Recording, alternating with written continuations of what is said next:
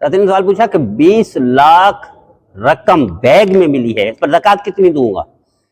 1 روپیہ بھی زکوٰۃ نہیں ہے، جس کا پیسہ اسی کو دینا پڑے گا۔ یہ باپ کا مال نہیں ہوتا جو اٹھا کے خرچ بھی کریں اور اس کی زکوٰۃ کا مسئلہ بھی پوچھیں، یہ امانت ہوتا ہے۔ یس، اللہ ٹیسٹ کر رہے ہوتے ہیں کہ کچا ہے یا پکا ہے، کلمہ گو ہے یا کافر ہے۔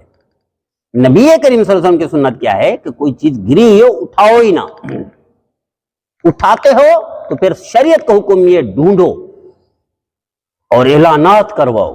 آج کل کا سوشل میڈیا، اس میں اعلانات کرو، اسپیکر میں اعلانات کرو، بھئی مجھے 25 لاکھ ملا ہے، یہ کس کا ہے؟ 1 سال تک انتظار کریں، 1 سال تک ڈھونڈیں، یہ شریعت کا حکم ہے۔ یہ سزا کے طور پر ہے، کیوں اٹھایا آپ نے؟ مسلمان کی کسی چیز کو اٹھانا نہیں چاہیے، مسلمان کی کسی چیز پر قبضہ نہیں کرنی چاہیے، مسلمان کی کسی چیز پر نظر بھی نہیں رکھنی چاہیے۔ دیکھا کیسے ہے کہ بیگ رکھا ہوا ہے، جس کا ہے گرا ہوگا تو وہ آئے گا، واپس آئے گا، یقیناً آئے گا۔ 20 لاکھ کی رقم کی تھوڑی نہیں ہے، وہ پاگلوں کی طرح گھومے گا پھرے گا، پورا شہر راؤنڈ لگائے گا۔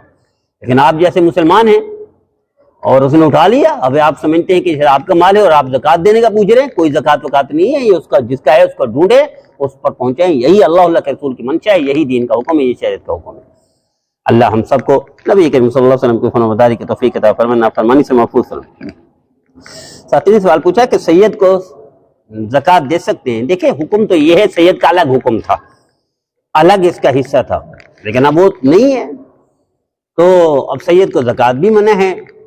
تو میں کہتا ہوں کہ انڈیا کے جو علماء کمیٹی ہے اس میں ہے سیف اللہ خالد صاحب، مفتی سیف اللہ خالد صاحب، انہوں نے ابھی حال ہی میں لکھا ہے، کتاب لکھی ہے، اس میں لکھا ہے کہ دیکھو پہلے سید کا حصہ ہوتا تھا، اب نہیں ہے، اب زکوٰۃ بھی نہ لے سید، صدقہ بھی نہ لے، صدقۃ الفطر بھی نہ لے سید، بھوکا مر رہا تو کیا کریں؟ فرمایا اس دور میں علماء کو اکٹھا ہو کر پوری امت کو اس پر غور کرنا چاہیے کہ اب سید مستحق بھی ہے اور اب یہ نہیں دے سکتے تو پھر کیا کریں گے؟ سب سے پہلی بات تو یہ ہے کہ سید کو وہ مال دیں جو اپنے اوپر خرچ کرتے ہیں، اپنے بیٹوں پر، بیٹوں پر، اپنے گھر پر خرچ کرتے ہیں، وہ مال دیں، زکوٰۃ نہ دیں۔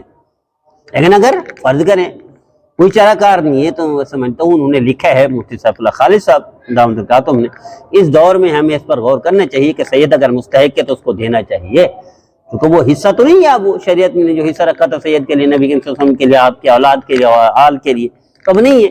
جب نہیں ہے تو پھر کیا کرے گا سید؟